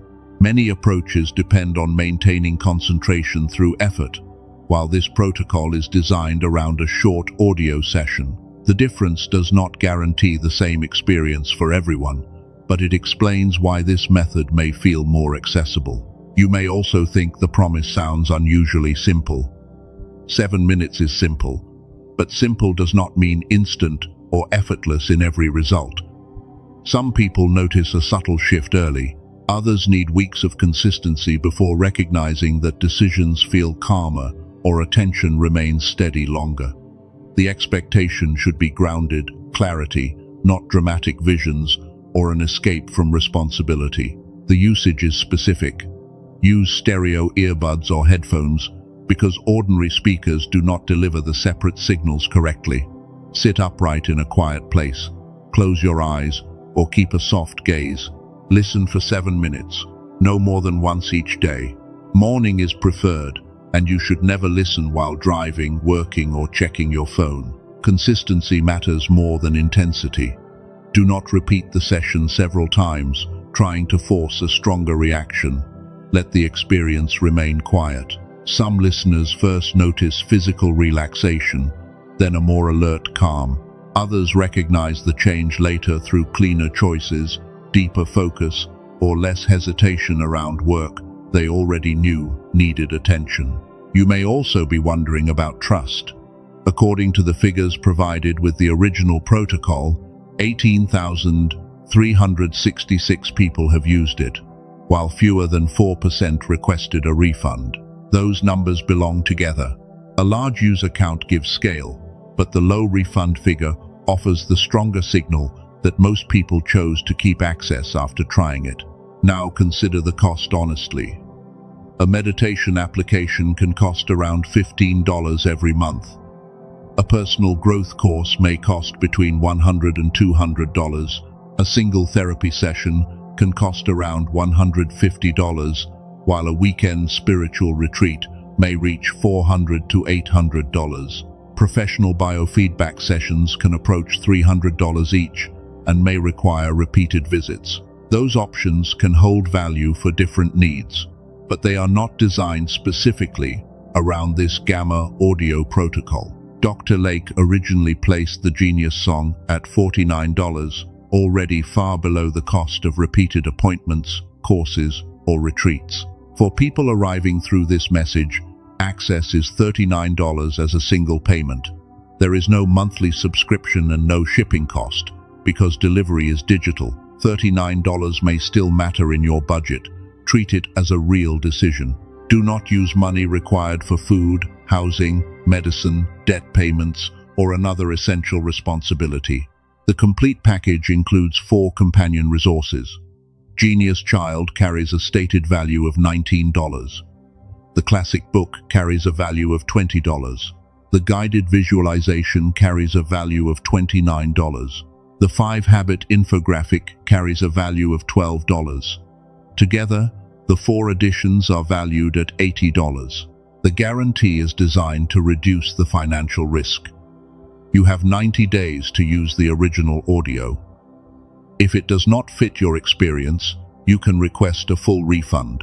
You do not return digital files, and you keep all 4 companion resources valued at $80. That policy treats your invested time with respect, instead of turning the decision into a trap. There is no artificial countdown here. The real urgency is the cost of continuing to postpone clarity while already knowing where divided attention has affected your choices. Another week can become another month. Another avoided decision can become another year.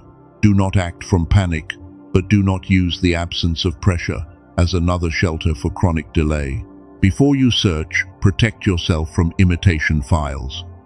Ordinary audio is sometimes presented under similar names on Amazon, YouTube, Spotify, and unrelated websites. Those copies may not include the complete entrainment protocol, the 4 companion resources, or the 90-day protection. Use only the verified destination provided with this message. Pause here. Place one hand over your heart. Take one slow breath. The decision is not about proving faith by spending money. It is about whether this specific support fits the person you are choosing to become. If the answer is no, remain at peace. If the answer is yes, let the choice come from clarity rather than emotional pressure. The verified path for the Genius Song is in the description beneath this message and in the pinned comment. Read the details carefully. Confirm that the original audio, all 4 companion resources, and the 90-day guarantee are present. Then make your own decision with discernment. A peaceful yes and an honest no are both stronger than a fearful reaction. Now return to the identity God is forming. The tool is not the transformation. Your agreement is the transformation. Tuesday becomes meaningful when revelation enters behavior. Before this day closes, choose one practical act that belongs to the calm discerner, the obedient builder, the compassionate boundary keeper, the cycle breaker, the steward, or the person carrying quiet authority. Do not choose 6 actions. Choose one. Complexity can become another form of delay. The action may be completing a page, sending an application, clearing 1 hour, declining an unassigned demand, or speaking one honest sentence. Keep it small enough to complete and meaningful enough to contradict the old agreement. This is your Tuesday covenant. I will not use chaos to feel valuable. I will not use exhaustion to prove devotion. I will not use endless questions to hide from a clear instruction. I will allow peace to carry authority, boundaries to express obedience, and clarity to become stewardship through what I do next. The revelation is no longer hidden. You know who is being formed. The remaining work is repetition. One peaceful choice becomes evidence. One completed step becomes evidence. One protected hour becomes evidence. In the final part, we will turn this identity into prayer, declaration, and a sacred seal that reaches beyond you into the generations following your courage. Chosen one, the revelation has reached the place where it must become lived. You know the 6 qualities. You have named the old agreements. You have chosen one practical action. Now let us prepare for what transformation may look like when this message ends and ordinary life begins asking whether your new agreement is real. The first evidence may be a slower reaction. A message arrives, but you do not answer immediately. Someone changes their tone, but you do not chase the reason. A demand carries urgency, but you examine whether it belongs to you. This pause may last only a few seconds, yet those seconds contain authority, the old identity never allowed. Another sign may be the return of energy. You have called yourself tired, but some exhaustion came from carrying conversations after they ended. You replayed faces, you predicted reactions, you defended yourself inside imaginary rooms. When that labor decreases, attention returns to your body, your prayer, your work, and the people actually present. You may also notice a cleaner no. The word will not need a long speech. You may remain kind, but the sentence will become shorter. You will stop providing 10 reasons for one limit. This is not disrespect. It is the recognition that a boundary requiring endless defense was never being treated as information. It was being treated as an invitation to negotiate. Others may test the boundary. They may repeat the request in a different form. They may become unusually emotional. They may mention everything they once did for you. Do not answer manipulation with manipulation. Stay simple. Repeat the truth if needed, then let the consequence of their response belong to them. Another sign will appear in your work. The task you delayed may begin losing its emotional size. It remains important, but it stops feeling mythical. You open the page. You complete the first section. You organize one document. The obedient builder discovers that purpose often becomes less frightening after the first honest hour. You may not finish everything this Tuesday. Completion is not the only evidence. Beginning with integrity matters. Returning tomorrow matters. Protecting another hour matters. The old identity loved dramatic promises because promises created emotion without requiring structure. The new identity creates a schedule, accepts a modest beginning, and returns when excitement becomes quiet. Your prayer may change as well. Instead of asking for another sign, you may ask for courage to follow the instruction already clear. Instead of asking God to remove every difficult person, you may ask for discernment, language, and boundaries. Instead of asking for a different life while repeating the same agreements, you may ask for strength to practice a new response. Your relationships may become more honest. Some connections will improve because resentment no longer hides beneath automatic yes. You will speak sooner. You will ask clearer questions. You will admit when something hurt. A mature relationship can work with truth, while a relationship built on silent sacrifice eventually becomes confused by the honesty it avoided. These changes may seem ordinary. That is their strength. A transformation that survives only during intense messages cannot govern daily life. God is forming something capable of entering a kitchen, a workplace, a quiet bedroom, and a difficult conversation. The identity must live where nobody is applauding, because that is where integrity becomes real. There may still be difficult days. You may wake with heaviness. You may lose focus. You may answer too quickly. You may rescue someone again. Do not interpret an imperfect day as the resurrection of permanent failure.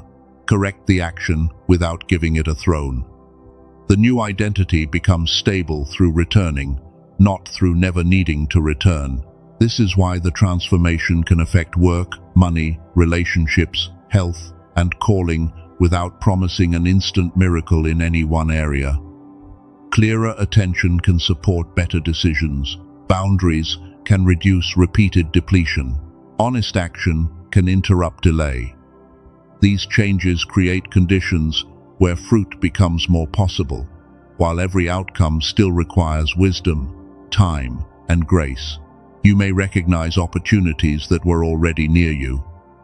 The door was not always locked.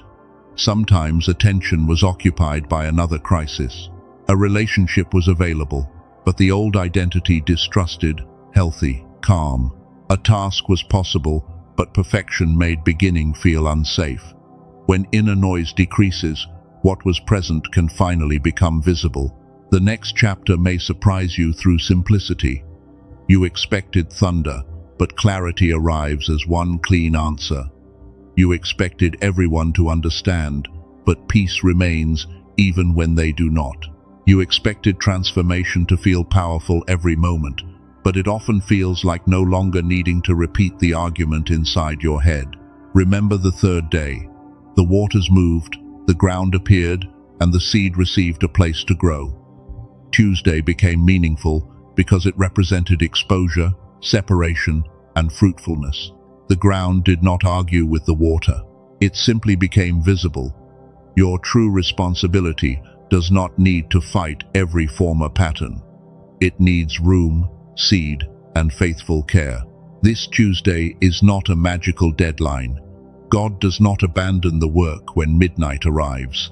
The day is a marker of agreement. It is the moment you recognized what has been forming. Tomorrow will offer another opportunity to practice it. The next day will do the same. Formation continues through the quiet accumulation of aligned choices. Do not chase an emotional high after this message. Protect the truth instead. Write the one action you selected. Decide when it will happen. Remove one predictable distraction.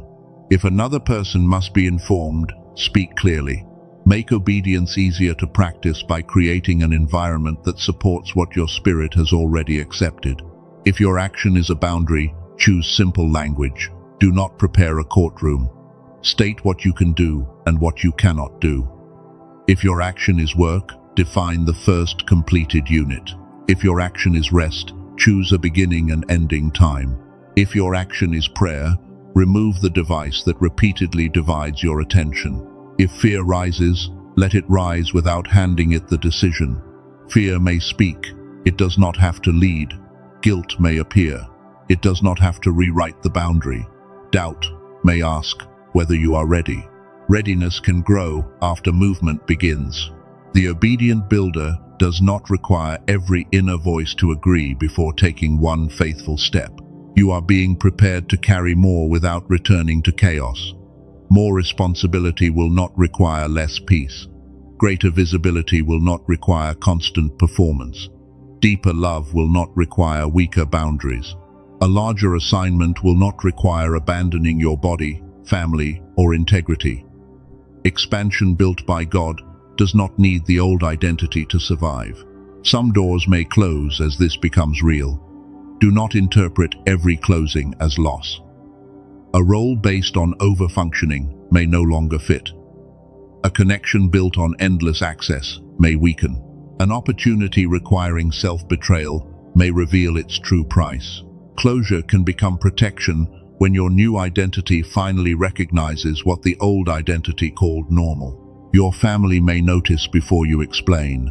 They may see you resting without apology. They may hear a calmer voice during conflict.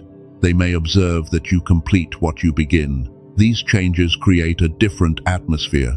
Generational healing often starts before anyone uses that phrase. It begins when one person makes a healthier response repeatable. God can work with what remains.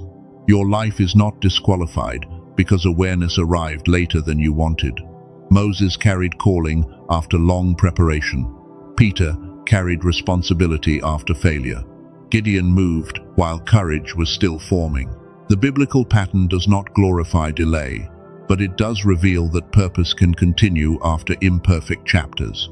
Now we are entering the sacred seal. This is not a performance. You do not need a perfect voice. You only need honesty. If you can, place one hand over your heart. Let the other hand rest open. Breathe slowly. Allow the words to become personal as we release the old agreement and receive responsibility for the new one. God, I come without hiding. I bring the tired parts, the frightened parts, and the parts that learn to survive by becoming useful to everyone. I do not despise the person who carried me here. I honor the strength that survived, but I release survival from the position of leadership over my future. I release the agreement that chaos makes me valuable. I am not required to become the answer to every emergency. Teach me to recognize assignment. Teach me to care without controlling. Teach me to help without interrupting lessons another person must learn. Let compassion remain alive, but place discernment beside it as a faithful guard. I release the agreement that exhaustion proves devotion. My collapse is not an offering. My resentment is not evidence of faithfulness. Teach me to serve from truth. Teach me to rest before bitterness grows. Teach me to honor the limits of the body and mind entrusted to me, while remaining courageous when real sacrifice is required. I release the agreement that being misunderstood destroys my identity. Give me wisdom to explain what is sincere, and strength to stop when explanation becomes captivity. Let truth remain steady when another person refuses it. Protect me from pride, but also protect me from the endless courtroom where fear keeps asking me to prove my heart. I release the agreement that silence always creates peace. Give me a clean voice. Help me speak before resentment hardens. Let my words carry compassion without abandoning clarity. Show me when silence is wise and when silence is protecting harm. Place trustworthy people near me when a burden requires counsel, safety, or support beyond my own strength. I release the agreement that delay keeps my calling safe. The hidden seed cannot become fruit. Give me courage for the first imperfect step. Help me prepare during genuine waiting and move when instruction becomes clear.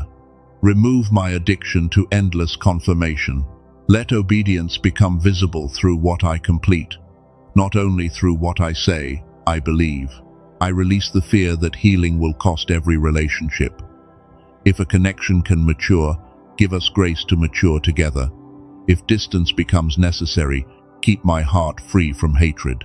Do not let loneliness drive me back into self-abandonment. Lead me toward community where truth can breathe, boundaries can remain, and love does not require disappearance. God, form within me a calm discerner. Let me notice pressure without becoming controlled by it. Teach me to pause without avoiding. Let my spirit recognize the difference between assignment and activation. When urgency becomes loud, make wisdom clearer. When guilt rises, help me examine it instead of automatically treating it as a divine command. Form within me an obedient builder. Give structure to what you have revealed. Help me protect time, complete ordinary work, and return after imperfect days. Remove the need for dramatic beginnings. Make me faithful in quiet rooms. Let my hands become trustworthy with the seeds my prayers have repeatedly asked you to bless. Form within me compassion with boundaries. Keep my heart tender and my judgment humble. Let no become clean. Let yes become honest.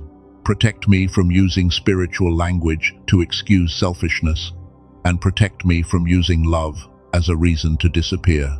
Teach me the sacred difference between generous service and unassigned self-sacrifice.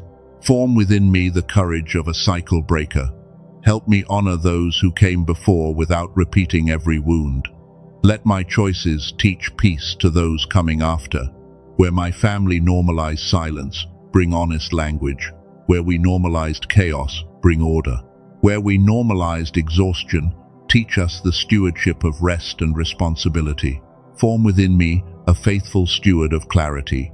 Guard my strongest attention from noise that produces no fruit. Teach me to put the important before the urgent when wisdom allows.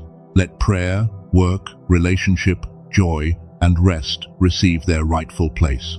Help me stop offering my calling, only the exhausted fragments remaining after every distraction.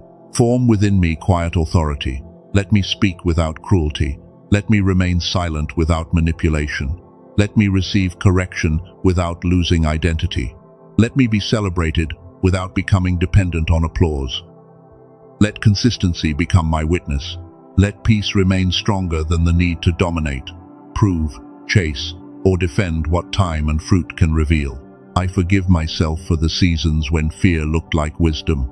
I forgive myself for the messages written from panic. I forgive myself for the work delayed by perfection. I forgive myself for the boundaries reversed by guilt. Forgiveness does not erase responsibility. It removes hatred, so responsibility can finally produce change. I bless the version of me that survived. You carried me through what you understood. You kept breathing. You kept hoping. You kept searching for light. But you do not have to guard every door now. You may rest. Discernment is here. Truth is here. God is here. A wiser identity is ready to lead with compassion. I declare that peace can carry authority. I declare that boundaries can express obedience. I declare that clarity can become stewardship. I will not create chaos to feel needed. I will not perform exhaustion to feel worthy. I will not remain hidden to protect relationships that depend on my wounds. I declare that I can love without abandoning myself. I can help without owning every outcome. I can be misunderstood without losing truth. I can begin before mastery. I can correct an old response without calling myself a failure. I can return to alignment as many times as formation requires. I declare that my attention has value. My hours have purpose. My body deserves responsible care. My calling deserves structure. My relationships deserve honest presence instead of resentful sacrifice. I will learn the rhythm of pouring and receiving, speaking and listening, working and resting, moving and waiting. I declare that this Tuesday marks agreement. It is not a deadline for divine love. It is not a magical promise that every circumstance changes overnight. It is the day I recognize the person God is forming and chose one action that allows that identity to become visible. I declare that tomorrow will not steal what I recognize today. If emotion becomes quiet, truth remains. If fear returns, I can still choose. If someone tests the boundary, I can remain kind and clear. If I stumble, I will correct the step, instead of returning the crown to the identity that once ruled through survival. Now let this prayer reach your family. God, bring light into every pattern carried without language. Heal what can be healed. Expose what must be named. Give each person freedom to choose truth without condemnation. Let one courageous change become permission for another person to imagine a healthier way of loving, speaking, working, resting, and belonging. Bless the children connected to this chosen one. Let them inherit wisdom instead of unspoken fear. Let them see strength that can apologize. Let them see love that respects limits. Let them learn that purpose does not require destruction. May the life being formed now become shade, guidance, and honest protection for those who arrive later. Bless the parents and elders connected to this story. Where pain shaped their choices, bring compassion. Where harm continues, bring truth and wise protection. Remove the need to choose between honor and honesty. Teach this family that respect can include boundaries, and forgiveness does not require unrestricted access to repeated harm. Bless the relationships capable of maturity. Give them patience during adjustment. Let old arrangements become healthier without unnecessary destruction. Bring sincere apologies, clear expectations, and mutual responsibility. Where connection cannot continue safely, provide wise support, peaceful distance, and freedom from revenge. Let every decision be guided by truth rather than emotional reaction. Bless the work waiting for these hands. Bring focus to the first step. Bring endurance to the middle. Bring humility to success. Bring comfort during correction. Let the obedient builder create something useful, honest, and aligned. Keep the work free from the need to prove worth, while allowing excellence to grow through consistent care. Chosen one, receive this final truth. You are not becoming less loving. You are becoming less available to disorder. You are not becoming unreachable. You are becoming trustworthy, with access. You are not losing yourself. You are meeting the person who existed beneath survival, waiting for enough truth and safety to stand. The waters have moved. The ground is visible. The seed has a place. Do not return to the flood merely because swimming became familiar. Stand on what has appeared. Plant the action you selected. Protect it from unnecessary noise. Give it time, repetition, and grace. Fruit does not need panic. It needs rooted faithfulness. If this prayer agrees with your spirit, write these words in the comments. This Tuesday, I agree with who God is forming. Let the sentence become a marker you can revisit. You are not promising a flawless future. You are recording a conscious decision to stop allowing an expired identity to lead. Subscribe and remain connected if you want more messages centered on clarity, calling, boundaries, and faithful transformation. Do not subscribe from fear of missing a blessing. Subscribe because consistent truth deserves a place in the environment you are building. Protect what enters your attention because repeated voices eventually help shape repeated decisions. Share this message with one person who is grieving the loss of an old identity. They may think they are becoming cold. They may fear that boundaries mean failure. Let them hear that compassion can remain while chaos loses access. Let them know that transformation can feel like grief before it begins to feel like freedom. May your next decision be calm. May your next boundary be clean. May your next hour contain enough focus for one faithful step. May your home learn a new rhythm. May your family witness a different pattern. May your peace become authority, and may your authority remain gentle enough to serve truth without becoming pride. This Tuesday, walk slowly but do not return. Speak kindly but do not disappear. Rest honestly but do not abandon responsibility. Build patiently but do not worship perfection. Love deeply but do not surrender discernment. The person God is forming does not need to arrive all at once. That person needs your next agreement. You know who you are becoming: a calm discerner, an obedient builder, a compassionate boundary keeper, a generational cycle breaker, a faithful steward of clarity, a living witness of quiet authority. Carry these words into the ordinary hours ahead, because ordinary hours are where sacred identity becomes a visible life. The old armor can rest, the old courtroom can close, the old emergency can lose its throne. The seed is not buried in punishment, it is planted in purpose. Rise from this moment without panic. Take the one step you chose. God is still forming you. Grace is